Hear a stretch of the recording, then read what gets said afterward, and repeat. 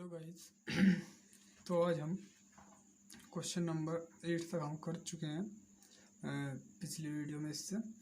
तो आज हम क्वेश्चन नंबर 9 करेंगे। क्वेश्चन नंबर 9 पढ़ लेते हैं हम।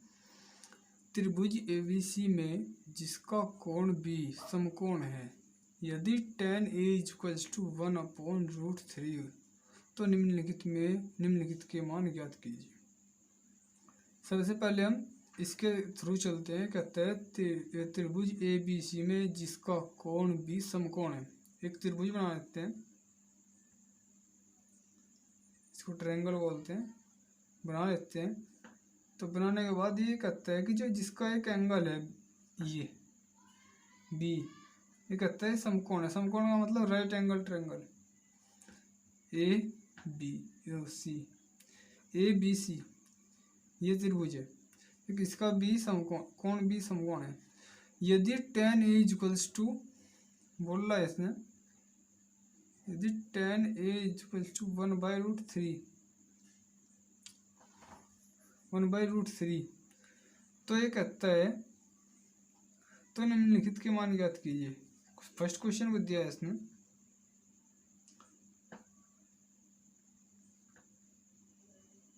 sin A cos C plus cos A sin C, इसका मान निकालना है। तो इसके लिए सबसे पहले हम इसके जो एंगल है इसके एक फॉर्मूला बताया था मैंने, लाल बटे कक्का। ये जो फॉर्मूला है ये ज़्यादातर हर एक क्वेश्चन में यूज होगा ट्रिग्नोमेट्री के लिए। तो इसके लिए tan के लिए हमारा होता है लंब अपॉन आधार, लंब अपॉन आधार। तो इसके हिसाब से tan A के हिसाब से हमारा जो लंब हुआ ये हुआ, तो लंब के लिए 1 और आधार बेस ये हमारा √3 हुआ। तो इस उसके पाइथागोरस थ्योरम के अनुसार हम AC की भी वैल्यू, जो हमारा कर्ण है हाइपोटेन्यूस है, इसकी वैल्यू फाइंड कर देते हैं। इसकी वैल्यू फाइंड के लिए हम पाइथागोरस थ्योरम लेते हैं। तो वो होता है कर्ण का स्क्वायर = हाइपोटेन्यूस का स्क्वायर = आधार का स्क्वायर, बेस का स्क्वायर मतलब, प्लस परपेंडिकुलर मतलब लंब का स्क्वायर। तो कर्ण तो हमारा AC है जो का, तो इसको रख लेते हैं, इसकी वैल्यू फाइंड करने हैं। और A² हमारा है आधार बेस, ये √3, इसका स्क्वायर प्लस 1 का स्क्वायर, √3 का स्क्वायर 3 प्लस 1 4 आ गया। तो AC हमारी 2 आ गई, क्योंकि भाई अगर हम 4 का रूट बाहर निकाल लेंगे तो 2 आ जाएगा ना। तो AC हमारी 2 आ गई ये। तो अब ये कहता है हम इसमें जो वैल्यू फॉलो करेंगे, ये कहता है कि sin A, सबसे पहले sin A की वैल्यू फाइंड कर लेते हैं। A हमारा एंगल यही है, तो sin के लिए होता है लंब अपॉन कर्ण। लंब हमारा 1 है, कर्ण हमारा 2 है, 1/2 आ गया। अब नेक्स्ट वैल्यू cos C है, तो cos C फाइंड कर लेते हैं। cos C के लिए हमारा एंगल ये होगा, और जो एंगल के सामने होता है परपेंडिकुलर, और ये परपेंडिकुलर है, ये हमारा कर्ण और ये हमारा बेस। बस एंगल के हिसाब से हमारे चेंज हो जाएगा। तो चेंज होने पे cos C के लिए ये कहता है, cos के लिए होता है आधार अपॉन कर्ण। तो इसके हिसाब से हमारा जो आधार हुआ ये 1 हुआ, 1 बाई जो कर्ण है वो हमारा 2 ही है, यही हुआ, हो गया।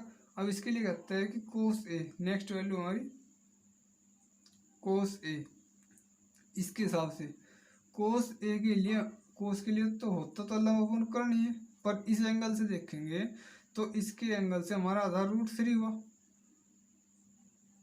और कर्ण ये 2 हो गया, तो √3/2 आ गया। अब कहते हैं sin C के लिए ये साइन के लिए होता है लंब अपॉन कर्ण। तो इस एंगल के हिसाब से हमारा लंब हुआ √3 और कर्ण हमारा ये हुआ 2। तो अब ये सारी वैल्यू हम जो हमारा क्वेश्चन दिया गया उसमें फॉलो करें, उसमें रख लेते हैं। तो साइन एज कमान 1/2 इंटू कोस सी की वैल्यू 1/2 प्लस साइन कोस ए की वैल्यू √3/2 इंटू साइन सी की वैल्यू √3/2। तो हम इनके डायरेक्ट मल्टीप्लाई कर लेते हैं, मल्टीप्लाई का बीच में 1/4 प्लस इसकी इसमें अगर √3 की √3 वैल्यू मल्टीप्लाई करेंगे तो हमारा 3 आ जाएगा, और 2 में करेंगे तो 4 इज इक्वल्स टू, अगर हमारे जो हर समान होते हैं तो ऊपर वालों को जोड़ देते हैं डायरेक्टली। तो 4/4, तो 4 से 4 कट गया इज इक्वल्स टू 1। तो जो हमारी इसकी वैल्यू आई वो 1 आई, इसका ये आंसर हुआ। अब नेक्स्ट क्वेश्चन कहता है जो पूछा है सेकंड कहता है कोस सी माइनस साइन ए साइन सी। ये कहता है कि इसकी वैल्यू फाइंड कीजिए।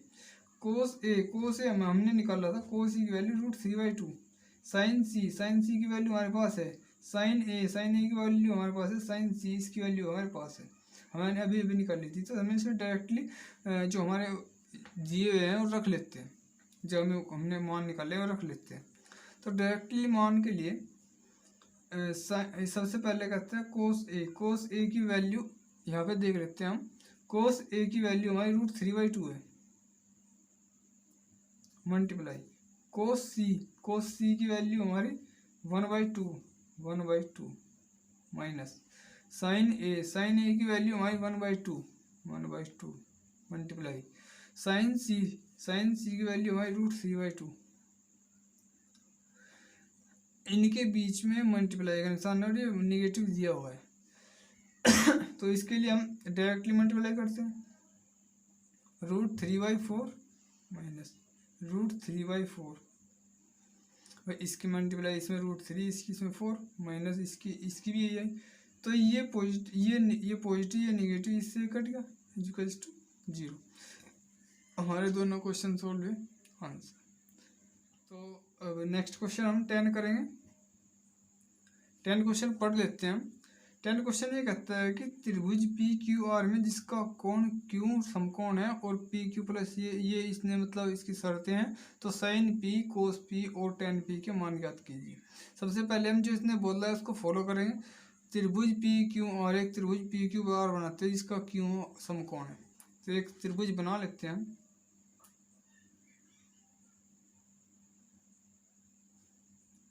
जिसका Q समकोण है, ये बन गया।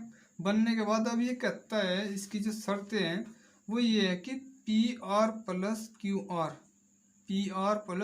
Equals to 25 centimetre, PR plus QR equals to 25 centimetre. अब नेक्स्ट उस पर कहता है कि PQ equals to 5 centimetre, PQ equals to 5 centimetre. तो ये कहता है tan P sin P और cos P की वैल्यू फाइंड कीजिए, ये कहता है। तो जो हमारी PQ है, PQ ये 5 सेंटीमीटर है, और PR प्लस QR जो इन दोनों भुजाओं का योग है वो 25 सेंटीमीटर है, ये कहता है। तो हम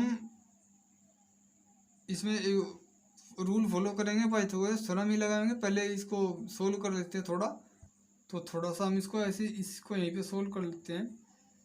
हम इसको सोल्व करके लिख सकते हैं कि PR equals to 25 minus QR, जो हमारा PR की वैल्यू है ये।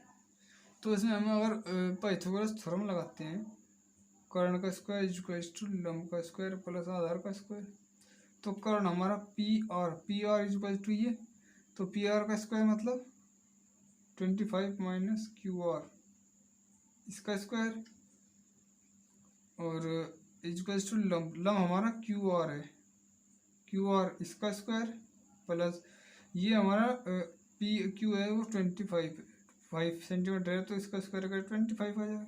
ये हो गया। अब हम अगर इसका स्क्वायर खोल लेंगे तो खोलने के बाद हमारे पास आता है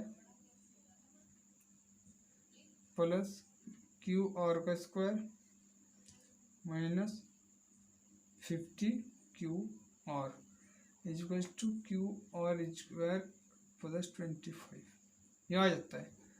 तो आने के बाद हमारा क्यू आर से क्यू आर कैंसिल हो जाता है, तो ये इस साइड ले लेते हैं और इस साइड ये ले लेते हैं, मतलब 50 Q R equals to 625 minus 25, तो 50 क्यू आर इक्वल्स टू 25 वो 600 हो गया। अब एक जीरो से एक जीरो कट जाती है और क्यू आर इक्वल्स टू इससे काटते 5 से काटते हैं तो ये 12 बार कट जाता है, तो क्यू आर इक्वल्स टू हमारी ये 12 सेंटीमीटर।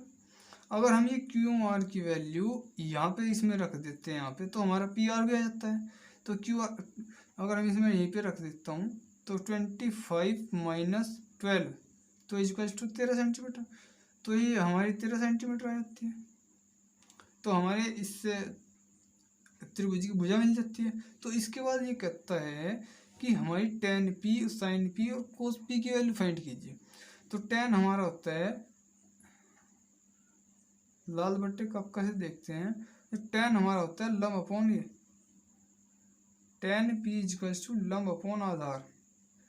तो इस एंगल के हिसाब से देखते हैं तो लंब हमारा ये हुआ 12 सेंटीमीटर अपॉन आधार हमारा 5 सेंटीमीटर, तो ये हमारी tan p की वैल्यू है।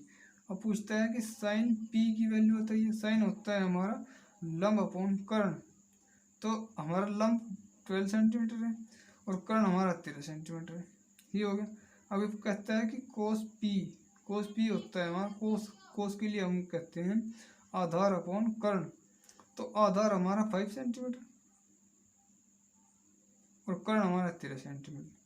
तो ये हमें यही 3 चीज़ें जो मैंने पूछी गई थी हमारे से, यही थी, ये हमारे आंसर होंगे।